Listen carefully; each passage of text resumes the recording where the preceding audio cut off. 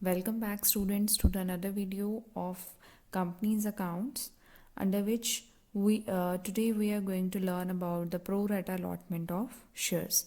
So pro rata allotment of shares, the word pro rata means proportionate. ठीक है, ਜਦੋਂ ਅਸੀਂ ਪ੍ਰੋਪੋਰਸ਼ਨੇਟਲੀ ਜਿਹੜੇ ਸ਼ੇਅਰਸ ਆ ਉਹ ਕੀ ਆ ਡਿਸਟ੍ਰੀਬਿਊਟ ਕਰਦੇ ਆ, ਪ੍ਰੋਪੋਰਸ਼ਨੇਟਲੀ ਸ਼ੇਅਰਸ ਜਿਹੜੇ ਆ ਉਹ ਆਪਣੇ ਐਪਲੀਕੈਂਟਸ ਨੂੰ ਜਿਹੜੇ ਆ ਡਿਸਟ੍ਰੀਬਿਊਟ ਕਰਦੇ ਆ, ਉਹਨਾਂ ਨੂੰ ਇਸ਼ੂ ਕਰਦੇ ਆ, ਉਹਨੂੰ ਅਸੀਂ ਕਹਿੰਦੇ ਆ pro rata allotment of shares. ਇਹੋ ਜਿਹੀ ਸਿਚੁਏਸ਼ਨ ਕਦੋਂ ਆਉਂਦੀ ਹੈ? ਇਹੋ ਜਿਹੀ ਸਿਚੁਏਸ਼ਨ ਆਉਂਦੀ ਹੈ ਓਵਰ ਸਬਸਕ੍ਰਿਪਸ਼ਨ ਦੇ ਕੇਸ ਵਿੱਚ। ਓਵਰ ਸਬਸਕ੍ਰਿਪਸ਼ਨ ਦੇ ਕੇਸ ਵਿੱਚ ਜਿਹੜੀ ਹੈ ਇਹੋ ਜਿਹੀ ਸਿਚੁਏਸ਼ਨ ਆਉਂਦੀ ਆ ਜਦੋਂ ਕੀ ਆ ਨੰਬਰ ਜਿੰਨੀ ਅਸੀਂ ਸ਼ੇਅਰਸ ਇਸ਼ੂ ਕੀਤੇ ਨੇ ਉਹ ਤੋਂ ਜ਼ਿਆਦਾ ਐਪਲੀਕੇਸ਼ਨਸ ਜਿਹੜੀਆਂ ਅਸੀਂ ਰਿਸੀਵ ਕਰਦੇ ਹਾਂ। ਠੀਕ ਹੈ, ਉਸ ਕੇਸ ਵਿੱਚ ਅਸੀਂ ਕਈ ਵਾਰੀ ਕੀ ਆ ਕੁਛ ਐਪਲੀਕੈਂਟਸ ਦੀਆਂ ਸਾਰੀ ਐਪਲੀਕੇਸ਼ਨਸ ਰਿਜੈਕਟ ਕਰ ਦਿੰਦੇ ਹਾਂ, ਕਈਆਂ ਨੂੰ ਅਸੀਂ ਪ੍ਰੋਪੋਰਸ਼ਨੇਟ ਬੇਸਿਸ 'ਤੇ ਜਿਹੜਾ ਵਾ ਉਹ ਅਲਾਟਮੈਂਟ ਜਿਹੜੀ ਹੈ ਕਰਦੇ ਹਾਂ, ਉਹਨੂੰ ਅਸੀਂ ਕਹਿੰਦੇ ਹਾਂ pro rata allotment. So, under this situation, applicants may be allotted lesser number of shares than they have applied. For example, a shareholder applies for 5,000 shares and he is allotted 4,000 shares on pro rata basis. ठीक है, 5,000 shares apply ਕੀਤੇ, ਉਹਦੇ ਵਿੱਚੋਂ 4,000 shares ਜਿਹੜੇ ਅਸੀਂ pro ਰਾਟਾ basis 'ਤੇ ਉਹਨੂੰ ਕੀ ਆ ਅਲਾਟ ਕਰ ਦਿੱਤੇ ਆ। ਜਿਹੜੀ ਐਕਸੈਸ ਮਨੀ ਅਸੀਂ ਇਸ ਕੇਸ ਵਿੱਚ ਪ੍ਰੋ ਰਾਟਾ ਦੇ ਕੇਸ ਵਿੱਚ ਰਿਸੀਵ ਕਰਦੇ ਆ ਉਹ ਮਨੀ ਨੂੰ ਅਸੀਂ ਕਦੇ ਵੀ ਰਿਟਰਨ ਨਹੀਂ ਕਰਦੇ। ਠੀਕ ਹੈ, we will make the use of that money for the allotment amount. ਜਿਹੜੀ ਅਮਾਊਂਟ ਅਲਾਟਮੈਂਟ 'ਤੇ ਡਿਊ ਹੁੰਦੀ ਆ ਮੋਸਟਲੀ ਅਸੀਂ ਉਸ ਅਮਾਊਂਟ ਨੂੰ ਜਿਹੜਾ ਵਾ ਉਸ ਕੇਸ ਵਾਸਤੇ ਯੂਜ਼ ਕਰ ਲੈਂਦੇ ਹਾਂ।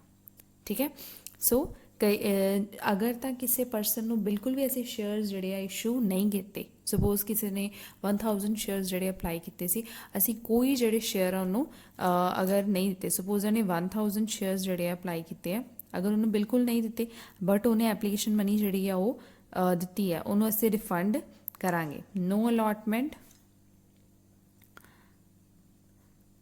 ਠੀਕ ਹੈ, ਅਗਰ ਉਹਨੂੰ ਕੋਈ ਸ਼ੇਅਰ ਨਹੀਂ ਦਿੱਤਾ ਇਹਦਾ ਮਤਲਬ ਜਿਹੜੀ ਅਮਾਊਂਟ ਹੋਏਗੀ ਰਿਫੰਡ ਹੀ ਕੀਤਾ ਜਾਏਗਾ ਉਹਨੂੰ। ਠੀਕ ਹੈ, ਅਗਰ ਕਿਸੇ ਨੇ ਸਪੋਜ਼ 1000 ਸ਼ੇਅਰਸ ਅਪਲਾਈ ਕੀਤੇ ਆ ਅਤੇ ਉਹਦੇ ਵਿੱਚੋਂ ਉਹਨੂੰ 900 ਸ਼ੇਅਰਸ ਜਿਹੜੇ ਉਹਨੂੰ ਅਲਾਟ ਹੋ ਗਏ ਆ, ਇਹਦਾ ਮਤਲਬ 100 ਸ਼ੇਅਰਸ 'ਤੇ ਜਿਹੜੀ ਉਹਦੀ ਐਪਲੀਕੇਸ਼ਨ ਮਨੀ ਹੋਏਗੀ ਉਹਨੂੰ ਅਸੀਂ ਯੂਜ਼ ਕਰ ਸਕਦੇ ਹਾਂ for the allotment purpose. Clear ਹੋ ਗਿਆ? ਸੋ ਇਸ ਕੇਸ ਵਿੱਚ ਅਸੀਂ ਹਮੇਸ਼ਾ ਰਿਫੰਡ ਕਰਦੇ ਹਾਂ, ਇਸ ਕੇਸ ਵਿੱਚ ਅਸੀਂ ਕੀ ਹੈ ਰਿਫੰਡ ਕਰਨ ਦੀ ਜਗ੍ਹਾ ਉਹਨੂੰ ਅਲਾਟਮੈਂਟ ਵਾਸਤੇ ਵੀ ਯੂਜ਼ ਕਰ ਸਕਦੇ ਹਾਂ। ਸੋ ਨੈਕਸਟ ਬੱਚੇ ਇਹਦੇ ਨਾਲ ਦਾ ਹੀ ਅਸੀਂ ਇੱਕ ਪ੍ਰੈਕਟੀਕਲ ਜਿਹੜਾ pro rata allotment of shares ਉਹਦਾ ਡਿਸਕਸ ਕਰਦੇ ਹਾਂ। ਇੱਕ ਪ੍ਰੈਕਟੀਕਲ ਹੈ, ਪ੍ਰੈਕਟੀਕਲ ਕੁਐਸਚਨ ਅਸੀਂ ਸੋਲਵ ਕਰਕੇ ਦੇਖਦੇ ਹਾਂ ਕਿ ਕਿੱਦਾਂ ਜਿਹੜੀ ਹੈ ਸ਼ੇਅਰ ਅਲਾਟਮੈਂਟ ਜਿਹੜੀ ਹੈ ਪ੍ਰੋ ਰਾਟਾ ਅਲਾਟਮੈਂਟ ਜਿਹੜੀ ਹੈ ਕੀਤੀ ਜਾਂਦੀ ਹੈ। ਠੀਕ ਹੈ, question which किया XYZ Limited invited applications for 15,000 shares of 10 rupees each, payable as 3 rupees on application, 4 on allotment and 3 rupees on final call. Applications for 3,50,000 shares were received. मतलब 1,50,000 shares ਜਿਹੜੇ ਆ ਉਹਨਾਂ ਨੇ ਇਨਵਾਈਟ ਕੀਤੇ ਆ ਬਟ ਐਪਲੀਕੇਸ਼ਨਸ ਜਿਹੜੀਆਂ ਉਹ 3,50,000 shares ਵਾਸਤੇ ਰਿਸੀਵ ਹੋ ਗਈਆਂ। ਸੋ due to the over subscription the allotment was made as under, मतलब over subscription ਹੋ ਗਈ ਹੈ। 1,50,000 shares ਜਿਹੜੇ ਸੀ ਇਨਵਾਈਟ ਕੀਤੇ ਸੀ, 3,50,000 shares ਜਿਹੜੇ ਆ ਉਹਨਾਂ ਨੂੰ ਰਿਸੀਵ ਹੋ ਰਹੇ ਨੇ। ਸੋ ਉਹਨਾਂ ਨੇ ਅਲਾਟਮੈਂਟ ਜਿਹੜੀ ਹੈ ਇੱਦਾਂ ਕੀਤੀ, ਕੈਟੇਗਰੀਜ਼ ਵਿੱਚ ਉਹਨਾਂ ਨੇ ਡਿਵਾਈਡ ਕਰ ਦਿੱਤਾ ਹੈ। ਲਾਈਕ ਫਸਟ ਕੈਟੇਗਰੀ 30 ਕਿਸੇ ਐਪਲੀਕੈਂਟ ਨੇ 30,000 ਸ਼ੇਅਰਸ ਜਿਹੜੀ ਸੀ ਅਪਲਾਈ ਕੀਤੀ ਸੀ, ਉਹਨੂੰ ਜਿਹੜੇ ਸ਼ੇਅਰਸ ਹੈ 30,000 ਦੇ 30,000 ਦੀ ਅਲਾਟ ਹੋ ਗਏ ਨੇ। ਨੈਕਸਟ ਹੈ 40,000 ਕੀਤੇ ਸੀ, ਅਲਾਟ ਹੋਏ 30,000। ਥਰਡ ਕੈਟੇਗਰੀ ਵਿੱਚ 50,000 ਸ਼ੇਅਰਸ ਜਿਹੜੇ ਸੀ ਉਹਨਾਂ ਨੇ ਅਪਲਾਈ ਕੀਤੇ ਸੀ ਬਟ ਅਲਾਟ ਹੋਏ ਆ 20,000। ਫੋਰਥ ਕੈਟੇਗਰੀ ਵਿੱਚ 80,000 ਸ਼ੇਅਰਸ ਅਪਲਾਈ ਕੀਤੇ ਸੀ, ਸ਼ੇਅਰਸ ਅਲਾਟ ਹੋਏ ਨੇ 30,000। ਫਿਫਥ ਕੈਟੇਗਰੀ ਵਿੱਚ 1,50,000 ਸ਼ੇਅਰਸ ਅਪਲਾਈ ਕੀਤੇ ਸੀ ਅਤੇ 40,000 ਸ਼ੇਅਰਸ ਜਿਹੜੇ ਅਲਾਟ ਹੋਏ ਨੇ। ਸੋ ਟੋਟਲ ਅਪਲਾਈਡ ਕਿੰਨੇ ਸੀ 3,50,000, ਅਲਾਟ ਕਿੰਨੇ ਹੋਏ ਆ 1,50,000। ਸੋ ਅਸੀਂ ਇੱਕ ਹੁਣ ਸਟੇਟਮੈਂਟ ਜਿਹੜੀ ਹੈ ਪ੍ਰਿਪੇਅਰ ਕਰਨੀ ਆ ਇਹਨਾਂ 3 ਸਿਚੁਏਸ਼ਨਸ ਦੇ according when the application money received in excess is not retained. ਠੀਕ ਹੈ, ਕਿ ਐਪਲੀਕੇਸ਼ਨ ਮਨੀ ਜਿਹੜੀ ਆ ਉਹਨੂੰ ਪੂਰੀ ਤਰ੍ਹਾਂ ਰਿਫੰਡ ਕਰ ਦਿੱਤਾ ਗਿਆ ਵਾ। When the application money received in excess is retained for allotment only. ਠੀਕ ਹੈ, ਜਦੋਂ ਐਪਲੀਕੇਸ਼ਨ ਮਨੀ ਨੂੰ ਰਿਟੇਨ ਕੀਤਾ ਗਿਆ ਵਾ only for the adjustment in the allotment money. when the application money was received in excess for and retained for allotment and call, ਜਦੋਂ ਅਸੀਂ application money ਨੂੰ ਰਿਸੀਵ ਕਰ ਲਿਆ ਵਾ ਤੇ ਉਹਨੂੰ ਅਲੋਟਮੈਂਟ ਦੇ ਪਰਪਸ ਵਾਸਤੇ ਪਲੱਸ ਕਾਲ ਦੇ ਪਰਪਸ ਵਾਸਤੇ ਉਹਨੂੰ ਕੀ ਆ ਰਿਟੇਨ ਕੀਤਾ ਵਾ। ਕਲੀਅਰ? ਸੋ ਅਸੀਂ ਇਹ ਕੁਐਸਚਨ ਜਿਹੜਾ ਵਾ ਇਹਨੂੰ ਡਿਸਕਸ ਕਰਾਂਗੇ ਕਿੱਦਾਂ ਜਿਹੜਾ ਵਾ ਅਸੀਂ ਇਹਨੂੰ ਸੋਲਵ ਕਰਨਾ ਹੈ। ਸੋ ਅਸੀਂ ਫਸਟ ਕੇਸ ਜਿਹੜਾ ਵਾ ਡਿਸਕਸ ਕਰਦੇ ਹਾਂ when the excess application money is not retained, ਜਦੋਂ ਐਕਸੈਸ ਐਪਲੀਕੇਸ਼ਨ ਮਨੀ ਜਿਹੜੀ ਉਹਨੂੰ ਰਿਟੇਨ ਨਹੀਂ ਕੀਤਾ ਜਾਣਾ। ਅਸੀਂ ਇਸ ਤਰ੍ਹਾਂ ਇੱਕ ਟੇਬਲ ਜਿਹੜਾ ਬਣਾ ਲਾਂਗੇ ਜਿਹਦੇ ਵਿੱਚ ਫਸਟਲੀ ਅਸੀਂ ਬਣਾਵਾਂਗੇ ਕਾਲਮ ਕੈਟੇਗਰੀ ਦਾ, ਠੀਕ ਹੈ। ਫਿਰ ਸ਼ੇਅਰਸ ਅਪਲਾਈ ਕਿੰਨੇ ਕੀਤੇ ਸੀ, ਸ਼ੇਅਰਸ ਅਲਾਟ ਕਿੰਨੇ ਹੋਏ ਆ, ਐਪਲੀਕੇਸ਼ਨ ਮਨੀ ਕਿੰਨੀ ਰਿਸੀਵ ਹੋਈ ਹੈ, ਕਿੰਨੀ ਡਿਊ ਹੋਈ ਆ, ਅਗਰ ਉਹਨਾਂ ਦਾ ਕੋਈ ਬੈਲੈਂਸ ਹੈ, ਕੋਈ ਅਲਾਟਮੈਂਟ ਦੀ ਐਡਜਸਟਮੈਂਟ ਹੈ, ਕੋਈ ਕਾਲ ਦੀ ਐਡਜਸਟਮੈਂਟ ਹੈ ਤਾਂ ਲਾਸਟ ਤੇ ਜੋ ਰਿਫੰਡ ਰਹਿ ਜਾਂਦਾ ਹੈ, ਠੀਕ ਹੈ। ਇੱਦਾਂ ਦਾ ਅਸੀਂ ਇੱਕ ਟੇਬਲ ਤਿਆਰ ਕਰਾਂਗੇ। ਸੋ ਪਹਿਲੇ ਕੇਸ ਵਿੱਚ when excess application money is not retained, ਠੀਕ ਹੈ, ਅਸੀਂ ਦੇਖਾਂਗੇ ਜਦੋਂ ਐਪਲੀਕੇਸ਼ਨ ਮਨੀ ਜਿਹੜੀ ਹੈ ਰਿਟੇਨ ਨਾ ਕੀਤੀ ਜਾਵੇ, ਮਤਲਬ ਐਕਸੈਸ ਰਿਸੀਵ ਹੋ ਗਈ ਹੈ ਬਟ ਅਸੀਂ ਨੇ ਫੁੱਲੀ ਜਿਹੜਾ ਰਿਫੰਡ ਕਰ ਦੇਣਾ।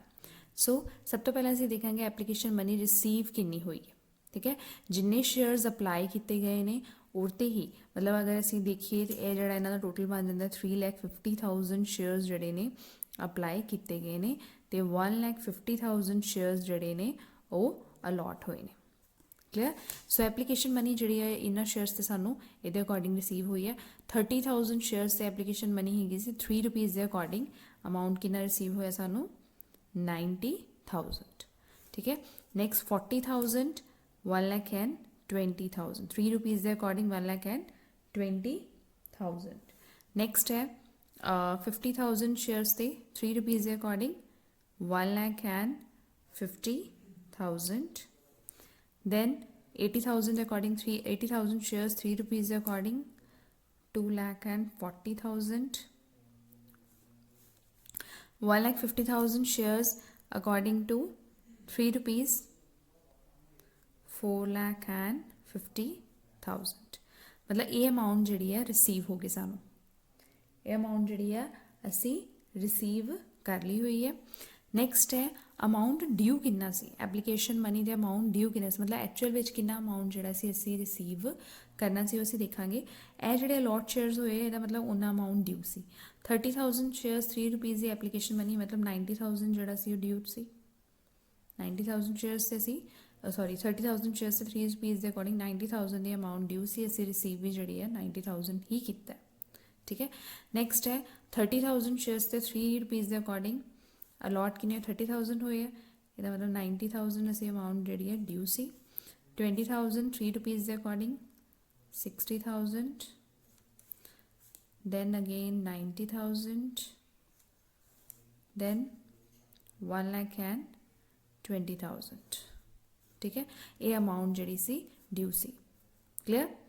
शेयर्स अप्लाई जिन्हें किए वो अकॉर्डिंग असी शेयर एप्लीकेशन मनी जिन्नी रिसीव की है, जिन्हें अलॉट होई है मतलब उन्नी ड्यू होएगी। क्लियर? नैक्सट है अगर कोई बैलेंस बचता है इन्होंने दोवों का, कोई बैलेंस बचता, कोई एप्लीकेशन मनी जी असी जी एक्सैस एप्लीकेशन मनी है वो बैलेंस के पॉइंट ऑफ व्यू असी कढ़ लैनी है। बैलेंस कॉलम में जी एक्सैस एप्लीकेशन मनी है वो बारे सूँ पता लगेगा। सो 30,000 शेयर्स अप्लाई की, 30,000 अलॉट होए, अमाउंट जिन्नी रिसीव हुई उन्नी ड्यू हुई सी, मतलब कोई बैलेंस नहीं, ठीक है। 40,000 शेयर्स अप्लाई किए, अलॉट हुए 30,000 शेयर्स, एप्लीकेशन मनी जी रिसीव हुई 1,20,000, ड्यू किन्नी सी 90,000। सो बैलेंस कितना बचा साढ़े को एक्सैस जी एप्लीकेशन मनी रिसीव हुई है 30,000 की। इस केस में 1,50,000 रिसीव होया, 60,000 ड्यू सी, इट मीनस एक्सैस किन्नी होगी 90,000। 2,40,000 जी रिसीव हुई, 90,000 जी सी ड्यू सी, इट मीनस 1,50,000 जड़ा वा वो असी एक्सैस रिसीव की है।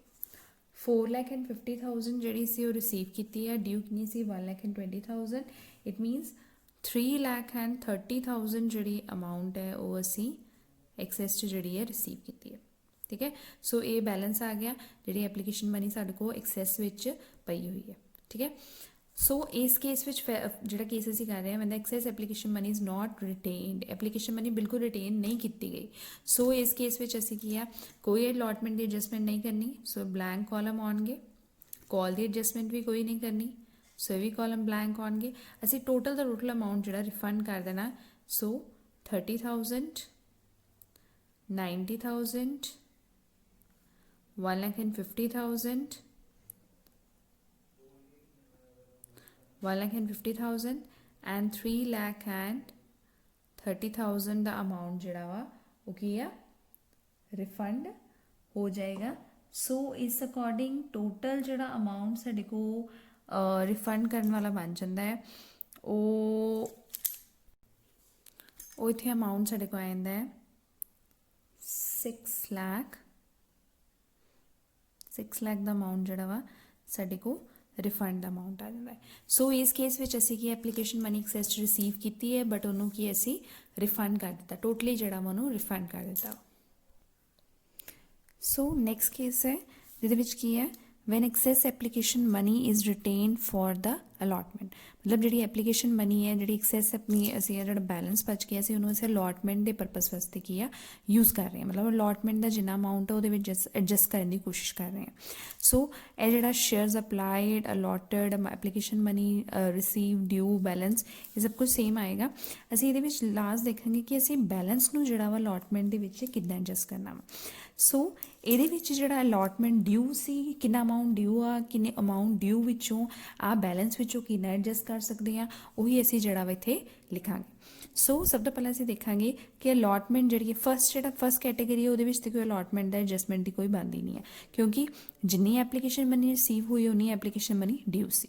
ਸੈਕਿੰਡ ਕੇਸ ਦੇਖੋ ਸ਼ੇਅਰਸ ਅਲਾਟਡ ਜਿਹੜੇ ਸੀ ਉਹ ਹੈਗੇ ਸੀ 30,000 ਦੇ ਅਕੋਰਡਿੰਗ 4 ਰੁਪੀਜ਼ ਅਲਾਟਮੈਂਟ ਹੈ। ਇਟ ਮੀਨਸ 1,20,000 ਜਿਹੜਾ ਵਾ ਉਹ ਅਮਾਊਂਟ ਅਸੀਂ ਅਲਾਟਮੈਂਟ ਰਿਸੀਵ ਕਰਨਾ। ਅਸੀਂ ਬੈਲੈਂਸ 30,000 ਜਿਹੜਾ ਵਾ ਇਹਦੇ ਵਿੱਚੋਂ ਐਡਜਸਟ ਕਰ ਸਕਦੇ ਹਾਂ। ਸੋ ਅਸੀਂ ਇੱਥੇ ਲਿਖ ਦਾਂਗੇ ਅਲਾਟਮੈਂਟ ਤੇ ਕਿੰਨਾ ਐਡਜਸਟ ਹੋ ਗਿਆ 30,000। ਨੈਕਸਟ ਹੈ ਥਰਡ ਕੈਟੇਗਰੀ 20,000 4 ਰੁਪੀਜ਼ ਦੇ ਅਕੋਰਡਿੰਗ 80,000 ਬਣਦਾ ਇਹਨਾਂ ਤੇ ਅਲਾਟਮੈਂਟ ਮੈਨੇ ਡਿਊ ਕਿੰਨੀ ਬਣਦੀ 80,000। 90,000 ਦਾ ਅਮਾਊਂਟ ਸਫੀਸ਼ੀਐਂਟ ਹੈ ਅਸੀਂ ਇਹਨੂੰ ਐਡਜਸਟ ਕਰ ਸਕਦੇ ਹਾਂ। ਸੋ 80,000 ਨੂੰ ਐਡਜਸਟ ਕਰ ਸਕਦੇ ਹਾਂ ਅਸੀਂ। ਇਹਦੇ ਵਿੱਚ ਬੈਲੈਂਸ ਕਿੰਨਾ ਬਚ ਗਿਆ ਸਾਡਾ, ਬੈਲੈਂਸ ਸਾਡਾ ਇਹਦੇ ਵਿੱਚ ਕੋਈ ਵੀ ਨਹੀਂ ਰਿਫੰਡ ਬਚਿਆ, ਇਹਦੇ ਵਿੱਚ ਬੈਲੈਂਸ ਜਿਹੜਾ ਬਚ ਗਿਆ ਉਹ ਅੱਗੇ ਬਚ ਗਿਆ ਸਾਡਾ 10,000 ਦਾ। ਇਟ ਮੀਨਸ 20,000 ਸ਼ੇਅਰਸ ਤੇ ਅਸੀਂ 10,000 ਰੁਪੀਜ਼ ਉਸ ਐਪਲੀਕੈਂਟ ਕੋ ਹਾਲੇ ਰਿਸੀਵ ਕਰਨੇ ਨੇ। ਨੈਕਸਟ ਕੈਟੇਗਰੀ ਹੈ 30,000 ਸ਼ੇਅਰਸ, ਫੋਰਥ ਕੈਟੇਗਰੀ ਜਿਹੜੀ 30,000 ਸ਼ੇਅਰਸ ਤੇ ਅਸੀਂ 4 ਰੁਪੀਜ਼ ਦੇ ਅਕੋਰਡਿੰਗ 1,20,000 ਅਮਾਊਂਟ ਜਿਹੜਾ ਵਾ ਉਹ ਰਿਸੀਵ ਕਰਨਾ। ਸਾਡਾ ਜਿਹੜਾ ਅਮਾਊਂਟ ਪਿਆ ਹੋਇਆ ਬੈਲੈਂਸ ਪਿਆ ਹੋਇਆ ਉਹ ਪਿਆ ਹੈ 1,50,000। ਇਟ ਮੀਨਸ 1,50,000 ਵਿੱਚ 1,20,000 ਦਾ ਅਮਾਊਂਟ ਜਿਹੜਾ ਵਾ ਐਡਜਸਟ ਹੋ ਸਕਦਾ ਹੈ। ਅਸੀਂ ਲਿਖ ਲਾਂਗੇ ਇੱਥੇ 1,20,000 ਅਮਾਊਂਟ ਐਡਜਸਟ ਹੋ ਗਿਆ। ਇਟ ਮੀਨਸ ਅਸੀਂ ਇਹਨਾਂ ਨੂੰ ਰਿਫੰਡ ਕਿੰਨਾ ਕਰਨਾ ਹੈ, ਰਿਫੰਡ ਇਹਨਾਂ ਨੂੰ ਕਰਨਾ ਹੈ ਅਸੀਂ 30,000 ਦਾ।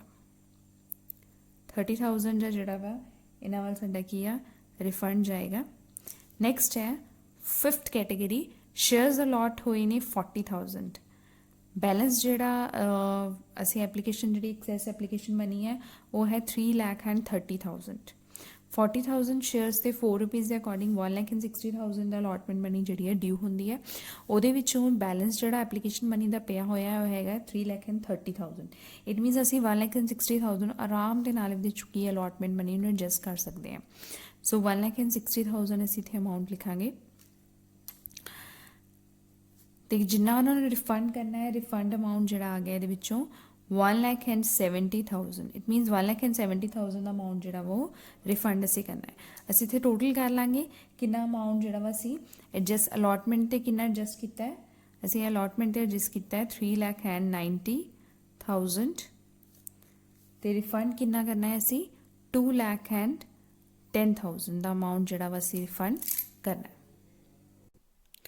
ਸੋ ਬੱਚੇ ਥਰਡ ਕੇਸ ਹੈ। ਥਰਡ ਕੇਸ ਵਿੱਚ ਕੀ ਹੈ when the excess application money is retained for the allotment and call. ਮਤਲਬ ਅਸੀਂ ਫਸਟ ਕੇਸ ਵਿੱਚ ਕੀਤਾ ਸੀ ਫੁੱਲ ਅਮਾਊਂਟ ਰਿਫੰਡ ਕਰ ਦਿੱਤਾ ਸੀ। ਸੈਕਿੰਡ ਵਿੱਚ ਅਸੀਂ ਕੀਤਾ ਕਿ ਉਹਨੂੰ ਰਿਫੰਡ ਜਿਹੜਾ ਰਿਫੰਡ ਤੋਂ ਪਹਿਲਾਂ ਅਸੀਂ ਅਲਾਟਮੈਂਟ ਦੀ ਐਡਜਸਟਮੈਂਟ ਕੀਤੀ। ਥਰਡ ਕੇਸ ਨੂੰ ਅਸੀਂ ਕਰਨ ਲੱਗੇ ਹਾਂ ਕਿ ਅਲਾਟਮੈਂਟ ਪਲੱਸ ਕਾਲ ਦੀ ਐਡਜਸਟਮੈਂਟ ਕਰਨ ਤੋਂ ਬਾਅਦ ਵੀ ਅਗਰ ਕੋਈ ਰਿਫੰਡ ਜਿਹੜਾ ਵਾ ਰਿਮੇਨਿੰਗ ਬਚਦਾ ਹੈ। ਸੋ ਅਲਾਟਮੈਂਟ ਤੱਕ ਅਸੀਂ ਜਿਹੜਾ ਵਾ ਕੰਪਲੀਟ ਕਰ ਲਿਆ ਸੀ। ਹੁਣ ਅਸੀਂ ਨੈਕਸਟ ਦੇਖਾਂਗੇ ਕਿ ਅਗਰ ਕੁਛ ਅਮਾਊਂਟ ਰਿਮੇਨਿੰਗ ਬਚ ਰਿਹਾ, ਠੀਕ ਹੈ, ਜਿੱਦਾਂ ਕਿ ਇਹਦੇ ਵਿੱਚ ਅਲਾਟਮੈਂਟ ਦੀ ਐਡਜਸਟਮੈਂਟ ਕਰਨ ਤੋਂ ਬਾਅਦ ਕਿੰਨੇ ਅਮਾਊਂਟ ਜਿੱਦਾਂ 10,000 ਰੁਪੀਜ਼ ਬਚਦੇ ਪਏ ਨੇ, ਇੱਥੇ 30,000 ਰੁਪੀਜ਼ ਬਚ ਰਹੇ ਨੇ, ਇੱਥੇ 1,70,000 ਜਿਹੜੇ ਉਹ ਬਚ ਰਹੇ ਨੇ, ਅਸੀਂ ਉਹਨੂੰ ਕਾਲ ਵਿੱਚ ਐਡਜਸਟ ਕਰਾਂਗੇ। ਦੇਖਾਂਗੇ ਕਿ ਕਾਲ ਸਾਡੀ ਕਿੰਨੀ ਡਿਊ ਹੈ ਤੇ ਕਿੰਨਾ ਅਸੀਂ ਅਮਾਊਂਟ ਜਿਹੜਾ ਵਾ ਉਹਨੂੰ ਇਹਦੇ ਵਿੱਚੋਂ ਐਡਜਸਟ ਕਰ ਸਕਦੇ ਹਾਂ। ਸੋ ਫਸਟ ਤੇ ਬਲੈਂਕ ਆਏਗਾ, ਸੈਕਿੰਡ ਜਿਹੜਾ ਵਾ ਕੋਈ ਅਮਾਊਂਟ ਨਹੀਂ ਬਚਿਆ, ਸੋ ਅਸੀਂ ਕੋਈ ਐਡਜਸਟਮੈਂਟ ਨਹੀਂ ਕਰ ਸਕਦੇ। थर्ड केस च देखते हैं 20,000 शेयर्स अलॉट हुए सी, ठीक है। 20,000 ਦੇ 3 ਰੁਪੀਜ਼ ਦੇ ਅਕੋਰਡਿੰਗ 60,000 ਦਾ ਜਿਹੜਾ ਕਾਲ ਮਨੀ ਜਿਹੜੀ ਆ ਉਹ ਡਿਊ ਹੁੰਦੀ ਹੈ, ਬਟ ਅਮਾਊਂਟ ਸਾਡੇ ਕੋਲ ਹੈਗਾ ਵਾ 10,000 ਦਾ। ਐਡਜਸਟ ਕਰਨ ਵਾਸਤੇ ਜਿਹੜਾ ਅਮਾਊਂਟ ਸਾਡੇ ਕੋਲ ਬੈਲੈਂਸ ਬਚਿਆ ਹੈ ਉਹ ਕੀ ਹੈ, ਸਿਰਫ 10,000 ਦਾ ਹੈ। ਸੋ ਅਸੀਂ ਸਿਰਫ 10,000 ਹੀ ਐਡਜਸਟ ਕਰ ਸਕਦੇ ਹਾਂ, ਠੀਕ ਹੈ। ਸੋ ਇਹਦੇ ਵਿੱਚ ਇਸ ਤੋਂ ਬਾਅਦ ਕੋਈ ਰਿਫੰਡ ਜਿਹੜਾ ਵਾ ਨਹੀਂ ਬਚਦਾ, 10,000 ਤੱਕ ਹੀ ਜਿਹੜਾ ਵਾ ਅਸੀਂ ਰਿਸੀਵ ਇਹਦੇ ਵਿੱਚੋਂ ਜਿਹੜਾ ਐਕਸੈਸ ਮਨੀ ਵਿੱਚੋਂ ਐਡਜਸਟਮੈਂਟ ਜਿਹੜੀ ਹੈ ਕਰ ਸਕਦੇ ਹਾਂ। ਨੈਕਸਟ ਹੈ ਨੈਕਸਟ ਕੈਟੇਗਰੀ 30,000 ਸ਼ੇਅਰਸ ਤੇ 3 ਰੁਪੀਜ਼ ਦੇ ਅਕੋਰਡਿੰਗ 60,000 ਦੀ ਕਾਲ ਮਨੀ ਜਿਹੜੀ ਹੈ ਡਿਊ ਹੁੰਦੀ ਹੈ, ਬਟ ਇਹਦੇ ਵਿੱਚ ਸਾਡੇ ਕੋਲ ਜਿਹੜੀ ਐਕਸੈਸ ਮਨੀ ਪਈ ਹੋਈ ਹੈ 1,50,000 ਮਾਈਨਸ 1,20,000 30,000 ਦੀ ਪਈ ਹੈ। ਇਟ ਮੀਨਸ ਅਸੀਂ 30,000 ਤੋਂ ਜ਼ਿਆਦਾ ਜਿਹੜਾ ਅਲੋਟਮੈਂਟ ਕਾਲ ਮਨੀ ਜਿਹੜੀ ਐਡਜਸਟ ਨਹੀਂ ਕਰ ਸਕਦੇ, ਸੋ ਅਸੀਂ 30,000 ਦੀ ਜਿਹੜੀ ਕਾਲ ਮਨੀ ਜਿਹੜੀ ਐਡਜਸਟ ਕਰ ਦਾਂਗੇ। ਸੋ ਰਿਫੰਡ ਜਿਹੜਾ ਵਾ ਇੱਥੇ ਵੀ ਬਲੈਂਕ ਹੋ ਗਿਆ ਕਿਉਂਕਿ ਸਾਰਾ ਜਿਹੜਾ ਐਕਸੈਸ ਮਨੀ ਉਹ ਕੀ ਹੈ ਯੂਜ਼ ਹੋ ਗਈ। ਨੈਕਸਟ ਹੈ 40,000 ਫਿਫਥ ਕੈਟੇਗਰੀ 40,000 ਸ਼ੇਅਰਸ ਜਿਹੜੇ ਇਸ ਅਲੋਟ ਹੋਏ ਨੇ, ਠੀਕ ਹੈ। 40,000 ਸ਼ੇਅਰਸ ਤੇ ਕਾਲ ਮਨੀ ਜਿਹੜੀ ਹੈ ਉਹ ਬਣਦੀ ਹੈ 1,20,000।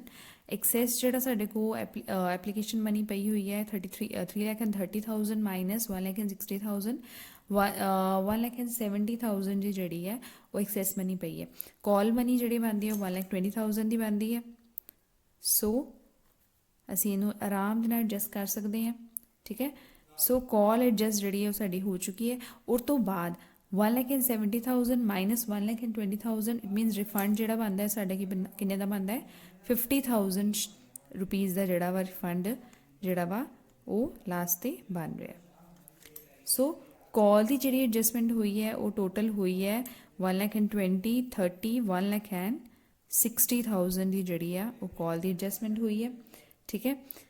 ਜਿਹੜੀ ਅਲੋਟਮੈਂਟ ਦੀ ਐਡਜਸਟਮੈਂਟ ਹੋਈ ਹੈ ਉਹ ਇੱਥੇ ਸਾਡੇ ਕੋਲ ਹੋ ਗਈ ਹੈ 3,90,000 ਦੀ ਐਡਜਸਟਮੈਂਟ ਹੋਈ ਹੈ, ਠੀਕ ਹੈ। ਸੋ ਐਪਲੀਕੇਸ਼ਨ ਮਨੀ ਜਿੰਨੀ ਐਕਸੈਸ ਵਿੱਚ ਆਈ ਸੀ ਉਸੇ ਅਲੋਟਮੈਂਟ ਵਿੱਚ ਵੀ ਐਡਜਸਟ ਕਰ ਚੁੱਕੇ ਹਾਂ ਅਤੇ ਕਾਲ ਵਿੱਚ ਵੀ ਐਡਜਸਟ ਕਰ ਚੁੱਕੇ ਹਾਂ ਅਤੇ ਰਿਫੰਡ ਜਿਹੜਾ ਕਿੰਨਾ ਹੋਣਾ ਉਹ ਵੀ ਅਸੀਂ ਕੈਲਕੂਲੇਟ ਕਰ ਲਿਆ। ਹੁਣ ਨੈਕਸਟ ਬੱਚੇ ਦੇਖੋ ਅਸੀਂ ਇਹਦੇ ਵਿੱਚ ਦੇਖਾਂਗੇ ਕਿ ਇਹਦੀਆਂ ਜਰਨਲ ਐਂਟਰੀਜ਼ ਜਿਹੜੀਆਂ ਵਾ ਅਸੀਂ ਕਿੱਦਾਂ ਰਿਕਾਰਡ ਕਰਨੀਆਂ ਵਾ। ਅਤੇ ਅਸੀਂ ਜਰਨਲ ਐਂਟਰੀਜ਼ ਜਿਹੜੀਆਂ ਵਾ ਪਾਵਾਂਗੇ। ਸਭ ਤੋਂ ਪਹਿਲਾਂ ਇਹਦੇ ਵਿੱਚ ਜਿਹੜੀ ਅਸੀਂ ਐਂਟਰੀ ਪਾਉਂਦੇ ਹਾਂ bank account debit to share capital account. ਕਿੰਨੇ ਸ਼ੇਅਰਸ 'ਤੇ ਸਾਨੂੰ ਐਪਲੀਕੇਸ਼ਨ ਮਨੀ ਜਿਹੜੀ ਰਿਸੀਵ ਹੋਈ ਆ 3,50,000 ਸ਼ੇਅਰਸ 'ਤੇ ਕਿੰਨੇ ਅਮਾਊਂਟ ਦੇ ਅਕੋਰਡਿੰਗ 3 ਰੁਪੀਜ਼ ਦੇ ਅਕੋਰਡਿੰਗ। ਸੋ ਸਾਨੂੰ ਅਮਾਊਂਟ ਜਿਹੜੀ ਰਿਸੀਵ ਹੋਈ ਆ 10,50,000 ਦੀ ਜਿਹੜੀ ਅਮਾਊਂਟ ਆ ਉਹ ਰਿਸੀਵ ਹੋਈ ਟੋਟਲ 10,50,000 ਅਮਾਊਂਟ ਜਿਹੜਾ ਵਾ ਰਿਸੀਵ ਹੋਇਆ ਵਾ। ਉਸ ਤੋਂ ਬਾਅਦ ਸ਼ੇਅਰ ਐਪਲੀਕੇਸ਼ਨ ਇੱਥੇ share application bank account to share application ਆਏਗਾ ਨਾ, share application account share application account debit to share capital. ਕਿੰਨਾ ਅਮਾਊਂਟ ਜਿਹੜਾ ਅਸੀਂ ਰਿਸੀਵ ਕੀਤਾ ਹੈ 10,50,000। ਸ਼ੇਅਰ ਕੈਪੀਟਲ ਦੇ ਅਕਾਊਂਟ ਵਿੱਚ ਕਿੰਨਾ ਰਿਸੀਵ ਕੀਤਾ ਹੈ 1,50,000 ਸ਼ੇਅਰਸ 'ਤੇ 3 ਰੁਪੀਜ਼ ਦੇ ਅਕੋਰਡਿੰਗ 4,50,000 4,50,000 ਅਸੀਂ ਰੁਪੀਜ਼ ਰਿਸੀਵ ਕੀਤੇ ਨੇ।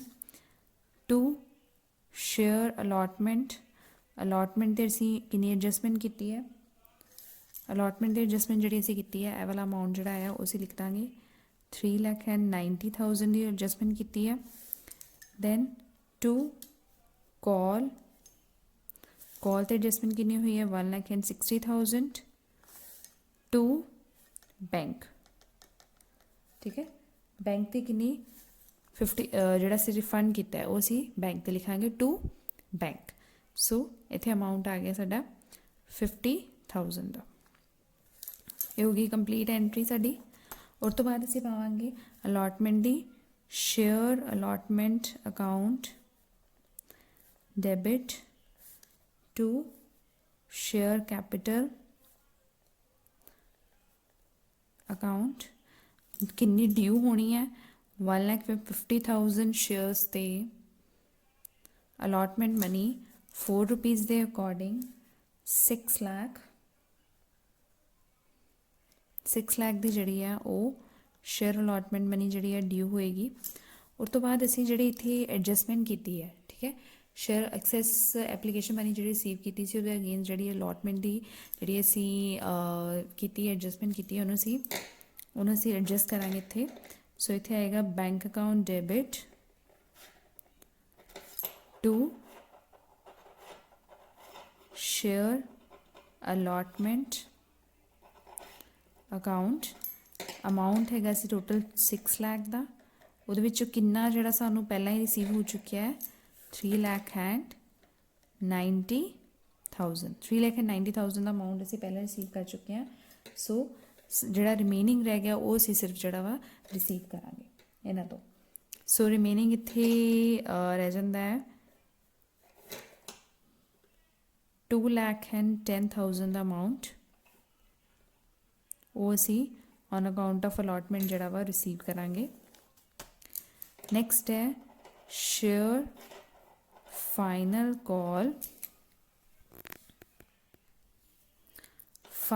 ਕਾਲ account debit to share capital. ਕਿੰਨਾ ਅਮਾਊਂਟ 1,50,000 ਸ਼ੇਅਰਸ ਤੇ ਕਾਲ ਮਨੀ ਹੈਗੀ 3 ਰੁਪੀਜ਼ ਦੀ। ਇਟ ਮੀਨਸ ਜਿਹੜਾ ਡਿਊ ਬਣਦਾ ਹੈ ਉਹ ਬਣਦਾ ਹੈ 4,50,000 ਦਾ। 4,50,000 ਸ਼ੇਅਰਸ ਜਿਹੜੇ ਆ ਸ਼ੇਅਰਸ ਤੇ ਫਾਈਨਲ ਕਾਲ ਜਿਹੜੀ ਹੈ ਡਿਊ ਬਣਦੀ ਹੈ। ਬਟ ਅਸੀਂ ਜਿਹੜੀ ਹੈ ਰਿਸੀਵ ਕਿੰਨੀ ਕਰਨਾ ਹੈਗਾ bank account debit to share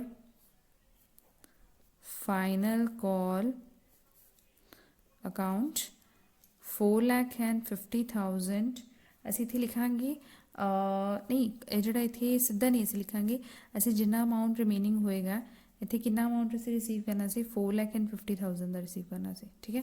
ਉਹਦੇ ਵਿੱਚੋਂ ਕਿੰਨਾ ਅਸੀਂ ਐਡਵਾਂਸ ਰਿਸੀਵ ਕੀਤਾ ਹੈ, ਕਾਲ ਇਨ ਐਡਵਾਂਸ ਇੱਥੇ ਲਿਖਾਂਗੇ ਕਿੰਨਾ ਅਸੀਂ ਐਡਵਾਂਸ ਰਿਸੀਵ ਕੀਤਾ ਹੈ। ਐਡਵਾਂਸ ਰਿਸੀਵ ਕੀਤਾ ਹੈ 1,60,000। ਸੋ 1,60,000 ਜਿਹੜਾ ਅਸੀਂ ਐਡਵਾਂਸ ਰਿਸੀਵ ਕੀਤਾ ਹੈ। ਜਿਹੜਾ ਰਿਮੇਨਿੰਗ ਰਹਿ ਜਾਏਗਾ 4,50,000 ਮਾਈਨਸ 1,60,000 ਲਾਈਕ 2,90,000, ਉਹ ਜਿਹੜਾ ਆ ਗਿਆ ਸਾਡਾ ਜਿਹੜਾ ਅਸੀਂ ਹੁਣ ਰਿਸੀਵ ਕਰਨਾ, ਠੀਕ ਹੈ। ਅਸੀਂ ਇਹਦੇ ਵਿੱਚ ਕਾਲ ਇਨ ਐਡਵਾਂਸ ਲਿਖਾਂਗੇ। ਕਲੀਅਰ ਹੋ ਗਿਆ। ਜਿਹੜੇ ਅਸੀਂ ਐਡਜਸਟਮੈਂਟ ਕੀਤੀ ਹੈ ਉਹਨੂੰ ਅਸੀਂ ਐਡਵਾਂਸ ਜਿਹੜਾ ਵਾ ਉਹ ਲਿਖਾਂਗੇ ਅਸੀਂ ਰਿਸੀਵ ਕਿੰਨਾ ਕੀਤਾ। ਸੋ ਬੱਚੇ ਸਿੰਪਲ ਐਂਟਰੀਜ਼ ਨੇ। ਜਦੋਂ ਸਾਨੂੰ ਪ੍ਰੋ ਰੇਟਾ ਅਲਾਟਮੈਂਟ ਆਏਗੀ ਪਹਿਲਾਂ ਅਸੀਂ ਟੇਬਲ ਬਣਾਵਾਂਗੇ। ਐਡਜਸਟਮੈਂਟ ਜਿਹੜੀ ਵੀ ਅਗਰ ਅਲਾਟਮੈਂਟ ਦੇ ਅਗੇਂਸਟ ਐਡਜਸਟਮੈਂਟ ਕਹੀ ਹੈ, ਕਾਲ ਦੇ ਐਡਜਸਟਮੈਂਟ ਕਹੀ ਹੈ, ਰਿਫੰਡ ਜਿੰਨਾ ਕਿਹਾ ਅਸੀਂ ਕਰਕੇ ਉਸ ਤੋਂ ਬਾਅਦ ਜਿਹੜੀਆਂ ਕੰਬਾਈਨਡ ਜਰਨਲ ਐਂਟਰੀਜ਼ ਜਿਹੜੀਆਂ ਸਿੰਪਲ ਅਸੀਂ ਪਹਿਲਾਂ ਹੀ ਸਿੱਖੀਆਂ ਹੋਈਆਂ ਉਹ ਅਸੀਂ ਐਂਟਰੀਜ਼ ਜਿਹੜੀਆਂ ਕਰਾਂਗੇ, ਠੀਕ ਹੈ। ਆਈ ਹੋਪ ਤੁਹਾਨੂੰ ਇਹ ਲੈਕਚਰ ਜਿਹੜਾ ਵਾ ਕੰਪਲੀਟਲੀ ਸਮਝ ਆਇਆ ਹੋਏਗਾ। Okay, thank you.